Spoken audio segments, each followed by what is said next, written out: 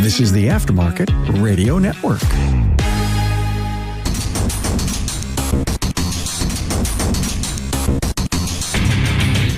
Welcome, everyone, to yet another episode of Diagnosing the Aftermarket A to Z. I'm Matt Fonslow, and I feel another ASE rant coming on. But first, let's talk about our sponsor, NAPA AUTOTECH Training. Are you tired of searching for trained technicians? If so, let NAPA AUTOTECH help you build a technician with their Build a Tech program. These 3-day courses cover one of 4 individual topics: brakes, electrical, steering and suspension, or HVAC, through a combination of classroom lecture, hands-on, and utilizing training mock-ups. Visit NAPAAutotech.com. So yeah, I kind of feel a bit of a rant about ASE, and I don't mean against ASE. A few things have kind of triggered this. One was my wife is a LADC, which is a licensed alcohol and drug counselor, and she's been studying for another one of her credentials. And while listening to her study, the videos she's watching, reading some of the articles, it's remarkable how much translates directly. And I suspect it all has to do with, I don't know if the governing body is quite the right word, but kind of who sets out the criteria for what makes for a good exam, word exam, question exam.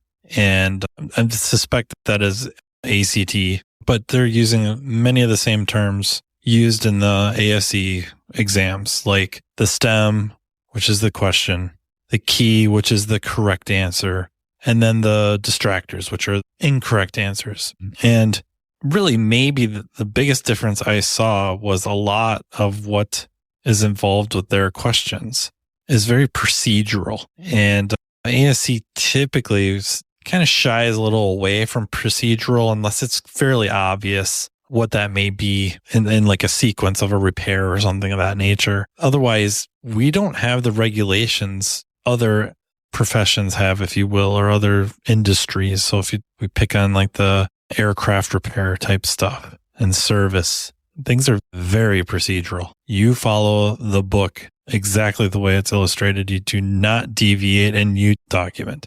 For us, oftentimes you will see people say there's more than one way to skin a cat. There's more than one way to do certain services. And I'm not really debating that. I think that's perfectly reasonable. But when it comes to like the question writing, you have to then avoid procedural type questions. But everything else, it is almost exactly the same. They don't have Counselor A versus Counselor B questions. They do have all of these are correct except questions. ASE typically kind of avoids those, but the very strong reliance on direct questions, which dominate most ASE exams. And really, I mean, just to level with you, I was taking all the practice exams with her, my wife, and honestly, I think I got a couple wrong. I've never studied any of that stuff. For me, it was mostly common sense. The procedural stuff I had to really think about, and a lot of them I did guess on, and I guess I got lucky. But the reason that drums up a rant is, one, ASE exams get frowned upon, and yet they're kind of, that style of questioning is a standard in many other professions. Yet somehow ASE comes up short for us. First one to tell you, it's not perfect by any means.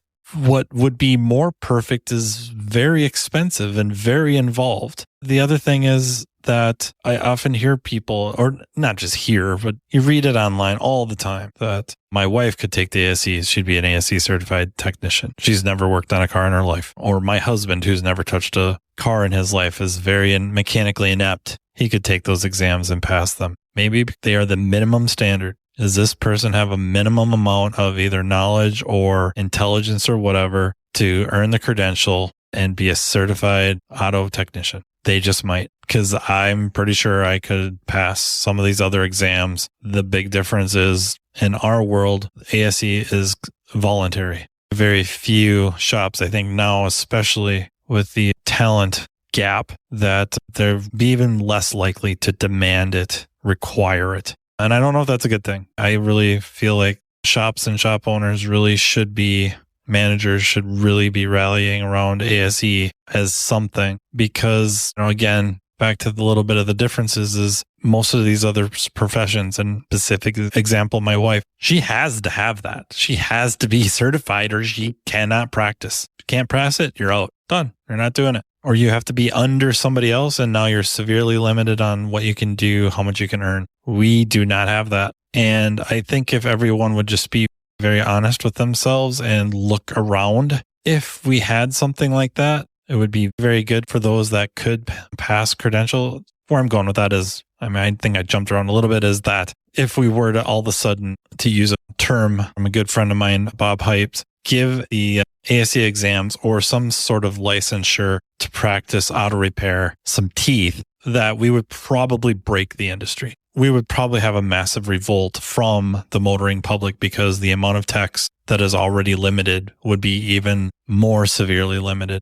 to a disabling degree. And I think that's just being honest. That's the way it is. And it's not even condescending. It's just the way it is. We'd cripple the industry. So with that logic, I feel like the biggest opponent or detractor of auto mechanic licensure would probably really be shop owners and managers, because who are they going to hire? And those that they can keep or get their hands on that are certified, that are licensed. The cost to maintain those people, to hire them on and keep them on, would skyrocket. I think we're seeing compensation packages increase drastically over the last, 5-7 years. And I think it's going to continue to do so, especially as we have, and you know what? It isn't even our best and brightest. Just a lot of our capable techs recruited away, sniped away, honestly driven away. We're pretty good at that, driving talent right out into other professions. So yeah, I feel like shop owners and managers really should be pressing for the voluntary ASE credentials and marketing those, because I think if we just stay on the route of nothing,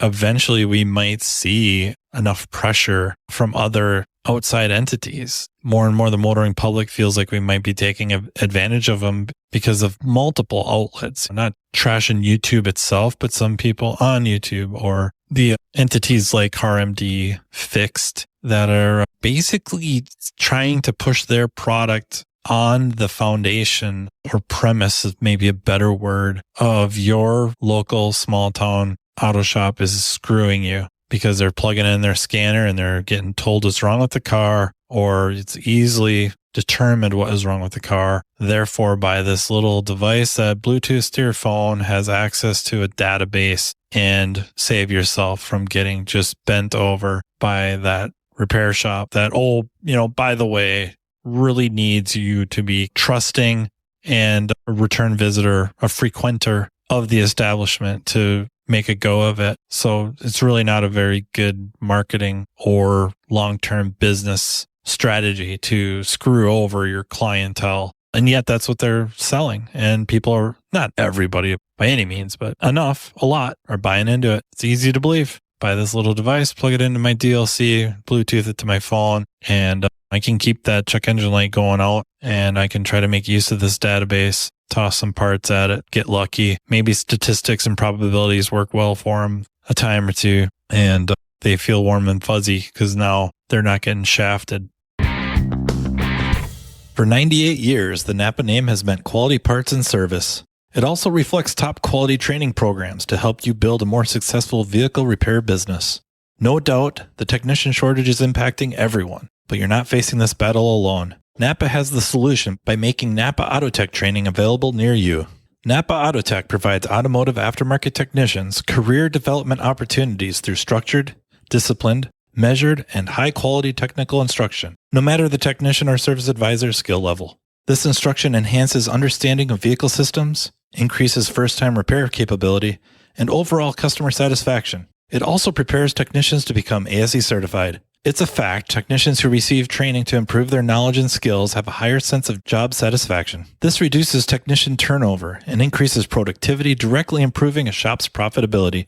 It is vital to the success of a shop's business that today's technicians are equipped to diagnose and repair today's complex vehicles. With our ever-changing technology, the technician's knowledge and skills need to be updated and refreshed on a regular basis. As you labor over the decision of whether to send your techs to get their skills sharpened, keep in mind, NAPA AUTOTECH training is an investment, not an expense, and it's available to all. Much of NAPA AUTOTECH's training is offered in more than one format to accommodate varieties of learning styles and training preferences so each person can maximize their learning. Whether you're more of a hands-on person or enjoy learning at your own pace, NAPA AUTOTECH is here to provide you with the training you need in the format that works best for you. To learn more about what NAPA AUTOTECH offers, contact napaautotech.com. I guess I just feel strongly that some of the pressure needs to come from management. And then, of course, there needs to be a little bit of reward for it. I mean, not just the credential itself, but just being a capable tech. And I think it's getting there. It's already on the way. So much better than it used to be. So much better. The other thing, it's upsetting to me to read in here at various trade shows, if you will, expos, and then, of course, online social media groups. Over and over, people asking for the best resource for study guides for the ASE exams. And I'm sorry, I can't get behind it. I think that's terrible advice to go get a study guide. I also feel like it's terrible that whoever is funding the exam or the fees to take the exam and hopefully paying the employee to go and take the exam, that there's a lot of pressure to pass the first time. It's mind-boggling to me. It's absolutely mind-boggling to me.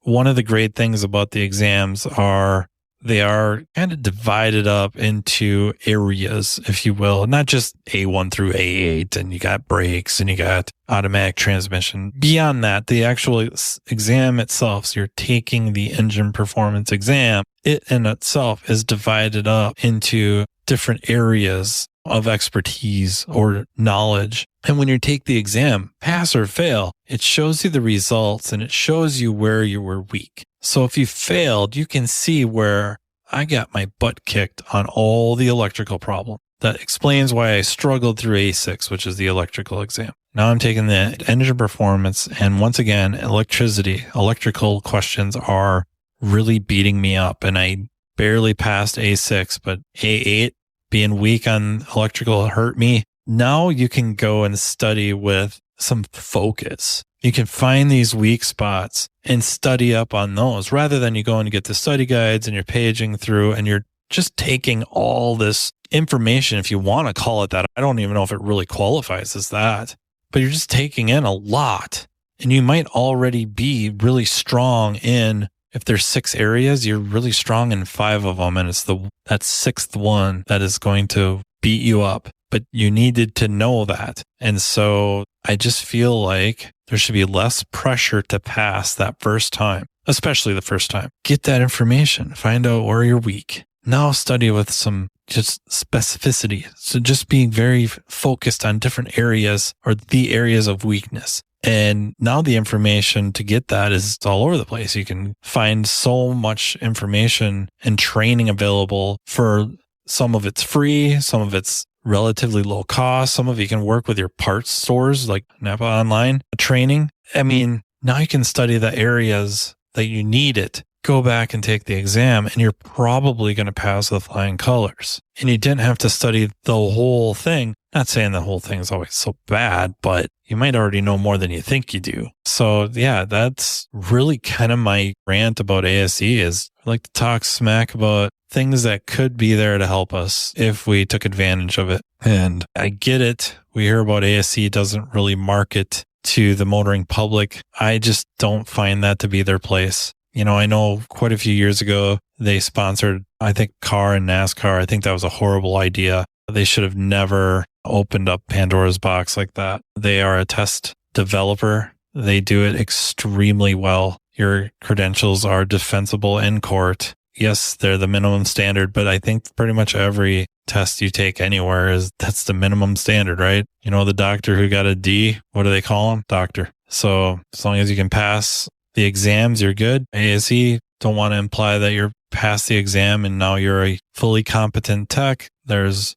many who pass those exams without getting a single question wrong, and they know that it's a lifetime of learning, or at least a career of learning. You're never going to know enough. Constant battle, constant dedication. So the idea of, boy, oh boy, I got my patch. Now you're talking to somebody that knows their stuff. You may want to check that a little bit, but also do not want to take away from passing that exam because you have accomplished something that deserves the recognition and should feel good about. Not everybody can do it. Low, not really low, but depending on the exam, right? It gets a little nuanced there depending on which one we're talking. about pass rates, but just know that you should feel good about it, but don't let your head swell up too much. And I also hope that listening to this really motivates you to step back and relook at ASE, the credentials, certification. The fact that it's voluntary might make it even more meaningful than being forced. Granted, there's no teeth to it. Nobody can come in and say you can't do what you're doing because you are not ASE certified. We might want to be happy about that we're not that heavily regulated, but then we have to do ourselves a favor and do ourselves justice by demanding competency from ourselves and from each other and, from a managerial standpoint of our employees. So yes, continued training, get ASE certified, make it worth everyone's while to do so. It's really, what would be the negative of that? I guess I'm struggling to figure out what's the downside of that. So yeah, that is my rant for tonight. I really appreciate everyone listening. I really appreciate all the warm thoughts and inquiries about my wife Danielle's health. I would say she is much better, not 100% by any means, but she has not been using oxygen at all. She's on different kind of medications for an inhaler that seems to have helped immensely. Also, strewn about the house are multiple air purifiers, and that also seems to have helped immensely, especially with the air quality stuff from my buddy Jeff up north. Thanks, man. And so I think things are looking up. Hope she continues getting better. Stairs aren't quite her nemesis as much as they were in the not too distant past. Extended walks or extended strenuous activity like walking up a hill is enough to maybe kick her tail for a while, but she does recover within a relatively short time frame. We'll just say like an hour. So that is the Danielle update and the ASE rant. And thank you to the Aftermarket Radio Network, even Tracy. And thank you to NAPA AUTOTECH Training for sponsoring. If you have any ideas or questions or thoughts, please don't hesitate to reach out to me. You can email me at mattfonslowpodcast@gmail.com. Pretty easy to find on social media to fire over a message. And if you're listening to this on YouTube, please give the videos a like and maybe a follow. I'd really appreciate that. And until next time, take care. You've been listening to Matt Fonslow, Diagnosing the Aftermarket A to Z on the Aftermarket Radio Network. Follow Matt on your favorite listening app. He's very interested in what you have to say. Let him know what you'd like him to cover and come on the show. Matt is all for advancing the aftermarket. Find Matt Fonslow on social media and connect or on aftermarketradionetwork.com.